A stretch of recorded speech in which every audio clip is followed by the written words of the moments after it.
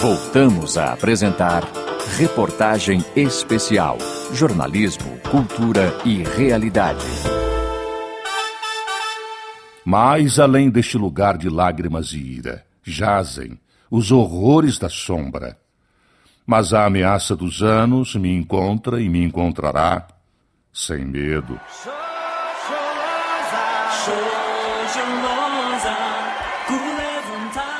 A ligação de Nelson Mandela com o movimento guerrilheiro MK foi comprovada em 1963. Isso motivou um novo processo na justiça, o julgamento de Rivônia, que levaria Mandela à condenação à prisão perpétua. O nome Rivônia se deve ao subúrbio onde 19 líderes do Congresso Nacional Africano foram presos e acusados de ligação com o MK. No total, o julgamento teve 21 réus, incluindo Mandela. Eles eram acusados de treinar pessoas no uso de bombas, conspiração contra o governo, comunismo, entre outros crimes. É no julgamento de Rivônia que Nelson Mandela faz um dos seus discursos mais conhecidos. Nele, o líder negro fala de suas motivações e nega qualquer influência estrangeira em seus atos. Eu fiz o que fiz, tudo o que fiz, como um indivíduo e como líder do meu povo, por causa da minha experiência na África do Sul e por causa dos meus ancestrais, não por causa de influências externas. Na minha juventude, no Transkei, eu ouvi dos antigos da minha tribo histórias dos dias passados. Entre essas histórias que eles me contaram, estavam as de guerras e lutas de nossos ancestrais em defesa da pátria. Nelson Mandela ainda destaca a luta pela liberdade inspirada em seus ancestrais. Eu esperava que aquelas histórias poderiam me oferecer a oportunidade de servir a meu povo e dar minha contribuição para a luta pela liberdade. E isso foi o que me motivou em tudo o que eu fiz em relação às acusações feitas contra mim nesse caso. O julgamento de Rivônia recebeu a atenção da mídia e de diversos organismos internacionais. O Conselho de Segurança da ONU condenou o tribunal, o que gerou uma série de sanções à África do Sul. A pressão não serviu para que o governo sul-africano libertasse os acusados. A única mudança foi a troca da pena. Inicialmente pedida a pena de morte, a corte decidiu pela prisão perpétua. O ideal de igualdade entre os povos e de liberdade para todos já estava presente no discurso de Mandela durante o julgamento de Rivônia.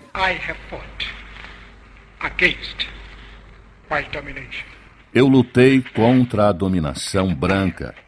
Eu lutei contra a dominação negra. Eu carreguei a ideia de uma sociedade pacífica e democrática, onde todas as pessoas viveriam juntas, em harmonia e com oportunidades iguais. Este é um ideal que eu espero viver para ver realizado. Mas, meu Senhor, se for preciso, este é um ideal pelo qual eu estou preparado para morrer.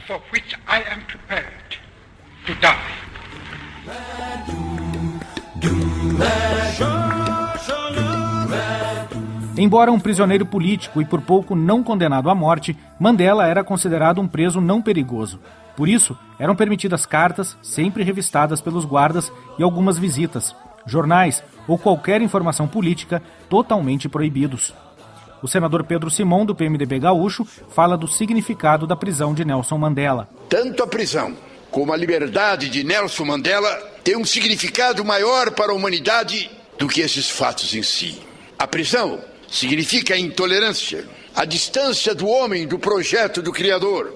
A liberdade significa a capacidade de um povo de conquistar coletivamente o seu direito à humanidade. Deve ser sujeito da história e não apenas objeto dessa mesma história.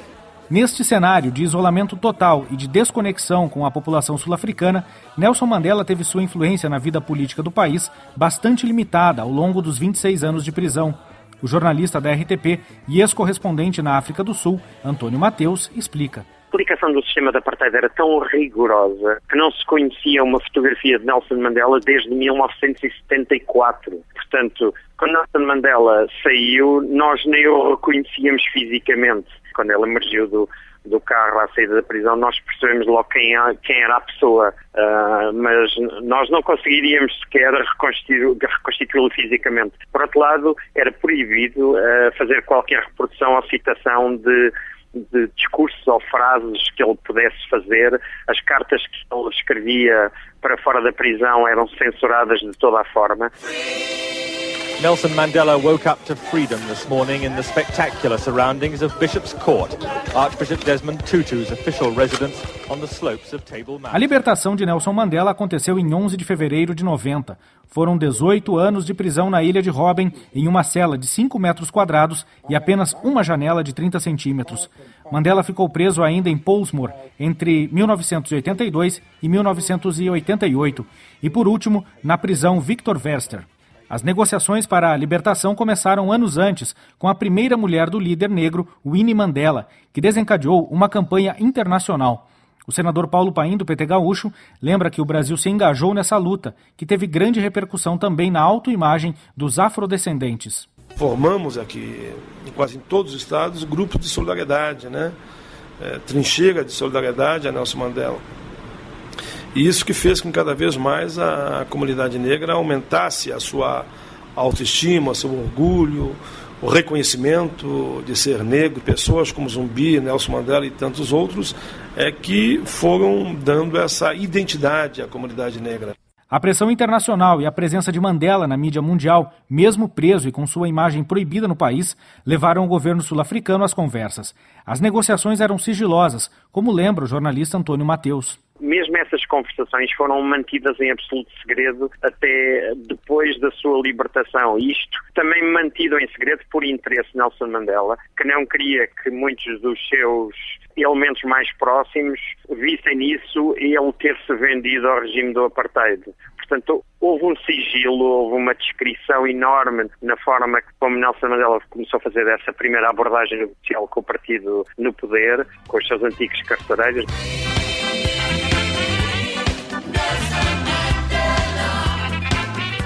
Antes do seu fim, o apartheid tornou-se ainda mais violento, com medidas como censura, prisões e tortura, entre 1985 e 88. Embora algumas leis segregacionistas do regime tivessem sido repelidas em 84.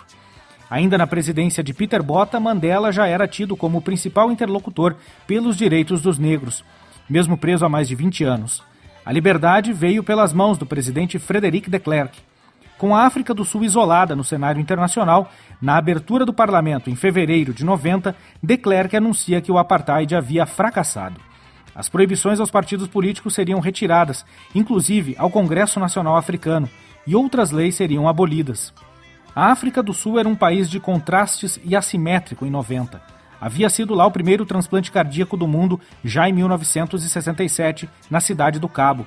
Embora o paciente tenha sobrevivido por apenas 18 dias após a cirurgia, o feito é um marco na ciência mundial. A África do Sul tinha energia atómica, conseguia transformar recursos vegetais fósseis como o carvão em combustível. Eu recordo que a África do Sul estava sujeita nessa altura a sanções e embargos mundiais decretados pelas Nações Unidas. Isto, por um lado, em termos de sofisticação. As diferenças no padrão de vida de brancos e negros eram enormes. Para os brancos, a África do Sul era como os países mais desenvolvidos do mundo, um verdadeiro oásis em meio a um continente com a maioria da população muito abaixo da linha de pobreza.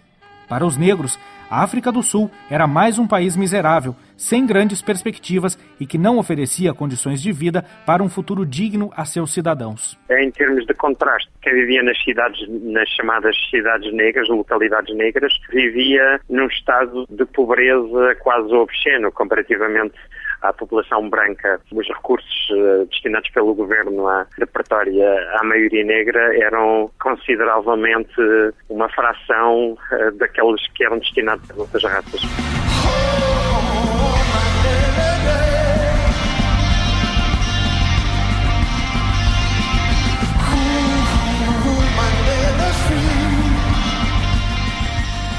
O Mandela, que a África do Sul encontra 26 anos após o julgamento de Rivônia, é um líder disposto à reconciliação, a lutar pela tolerância e pela união do país.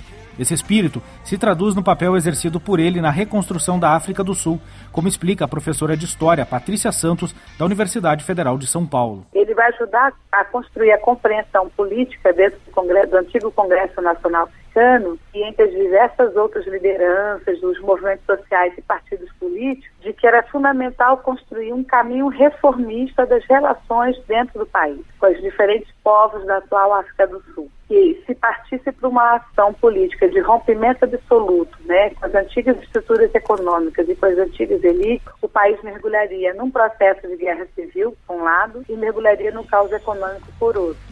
A eleição de Mandela para a presidência da República em 15 de abril de 93 foi o ponto culminante da abertura sul-africana. O discurso de Nelson Mandela pela reconciliação da África do Sul vencera. The struggle for democracy has never been a matter pursued by one race, class, religious community or gender among South Africans. A luta pela democracia nunca foi uma causa perseguida por uma raça, classe, comunidade religiosa ou gênero entre os sul-africanos. Ao honrar todos aqueles que lutaram para ver este dia chegar, nós honramos os melhores filhos e filhas de todo o nosso povo. Colocamos sobre a mesa nossa visão de uma nova ordem constitucional para a África do Sul, não como aquela de conquistadores sobre os conquistados. Falamos de cidadãos que juntos vão curar as feridas do passado, com a intenção de construir uma nova ordem baseada na justiça para todos. A new order based on justice for all.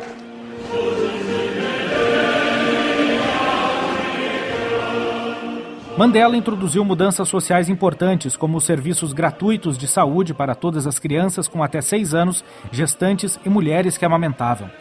Ele ainda aumentou os gastos sociais e com educação e implementou a lei de restituição de terras, que possibilitou a devolução daquelas terras retiradas dos negros pela Lei da Terra de 1913, um dos primeiros atos da segregação racial no país.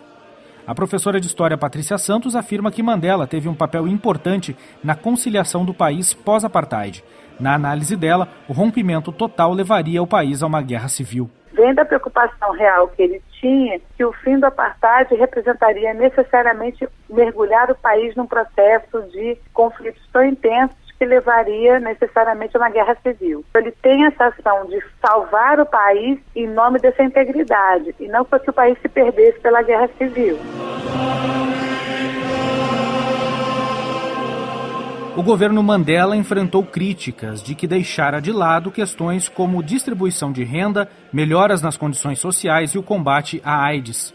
Para Patrícia Santos, Nelson Mandela escolheu o caminho da reconciliação nacional, da manutenção da unidade da África do Sul, que após o apartheid e os anos de segregação racial, corria o risco de se fragmentar em diversas pequenas repúblicas. O papel dele foi de manter a integridade do país, até para poder ser criticado. Então ele só pôde ser criticado porque ele conseguiu manter o país inteiro.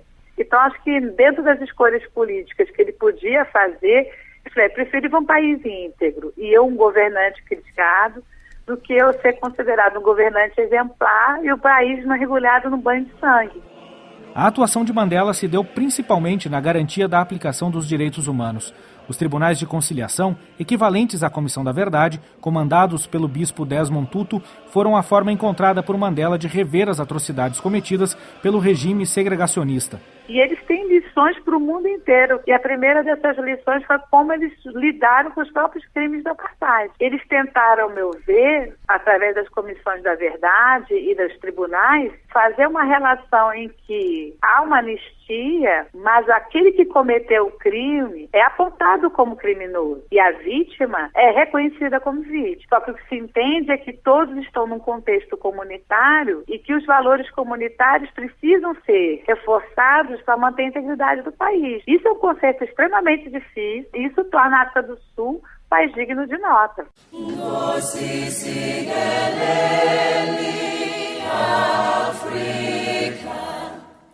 Nelson Mandela, de Rolihlahla, o causador de problemas no idioma Xhosa, a Tata, grande pai, no mesmo idioma.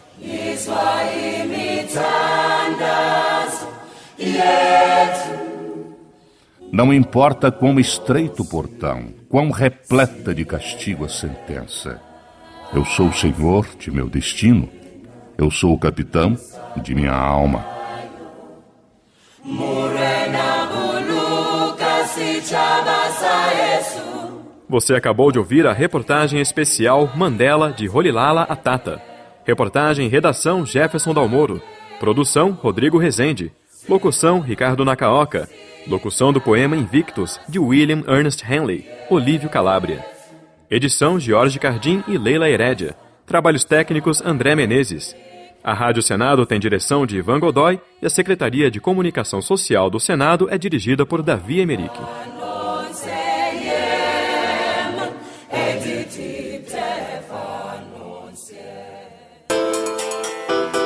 Você acompanhou Reportagem Especial, Jornalismo, Cultura e Realidade. Uma produção Rádio Senado.